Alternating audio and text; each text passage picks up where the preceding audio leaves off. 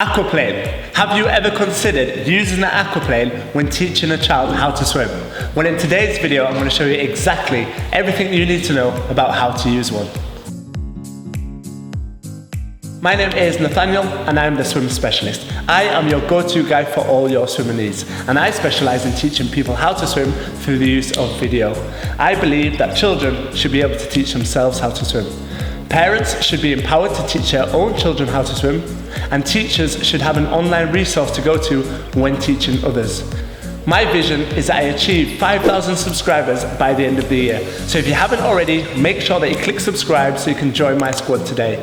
And if you want your very own aquaplane, there's a link in the description so you can get yours today. What I'm going to show you today is 8 ways that you can use an aquaplane, whether it's for beginners right through to stroke development. What is the aquaplane? The aquaplane is a multi-purpose flotation device. It can act as a backflip for beginners, or it can be used as a kickboard for the more advanced swimmer. So who is it designed for? It's typically designed for children aged 3 years plus. However, if adults want to use it as a kickboard, they can do so as well. What are the advantages? Number 1, it's multi-purpose. Like I said before, you can wear it, you can hold it, or you can develop with it. Number 2, it's safe and secure. There's 2 straps which can fasten, they're easy to put on and they're easy to take off. Number 3, it looks cool and it's fun to use. It comes in a range of colours. It can come in pink, green, orange, purple and blue. How to fasten the straps correctly. Place the aquaplane upside down and then have the straps next to the aquaplane. Make sure that the logos on the straps are facing the correct way. All you have to do is feed the straps through the designated holes and then make sure that the straps are not overlaying the aquaplane. Okay, so now you have fastened the straps correctly, you need to know how to put it onto a child safely. So first thing is first, can you sit the child onto poolside, raise the child's arms, place the aquaplane behind their back and then fasten the straps. You need to make sure that the child is safe, secure and comfortable. It's not too tight and it's not too loose.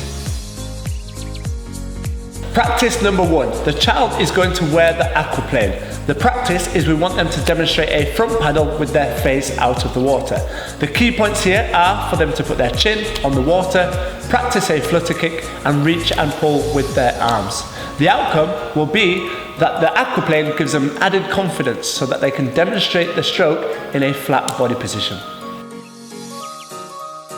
In practice number 2, we are still going to wear the aquaplane. Here we want to demonstrate some floating on the child's front and on the child's back. The key points here are, can we perform 3 different types of floats: a star, pencil and a tuck. The outcome will be that with the use of an aquaplane, the swimmer can identify their own balance and buoyancy and have a great centre of gravity.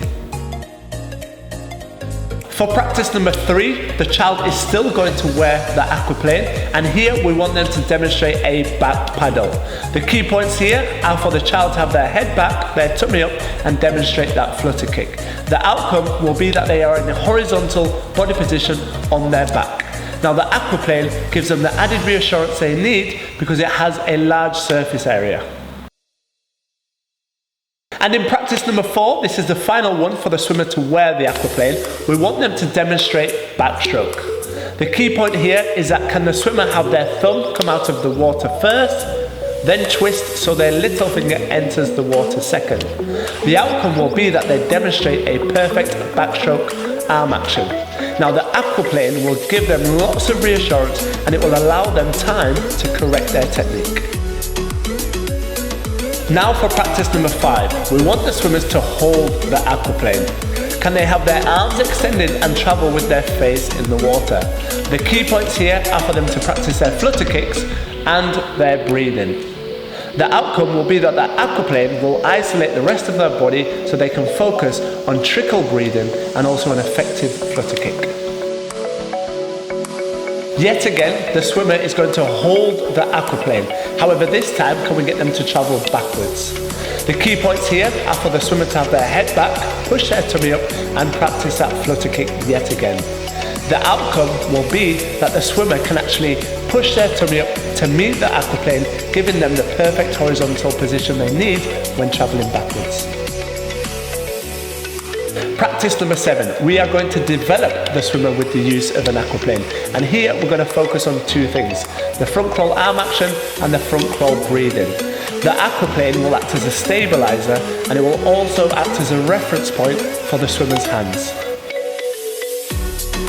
And in the final practice for today, we want to develop the swimmer's breaststroke leg kick with the use of an aquaplane.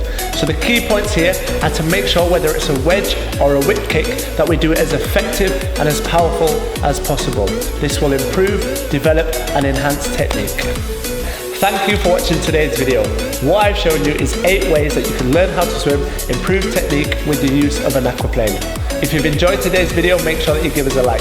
And if you have anything to share with your experience of using an aquaplane, make sure that you do it in the comment section below. Finally, make sure that you join our squad by clicking subscribe, and you can watch the next video on your left. If you haven't already got your aquaplane, remember the link is in the description and you can get yours today.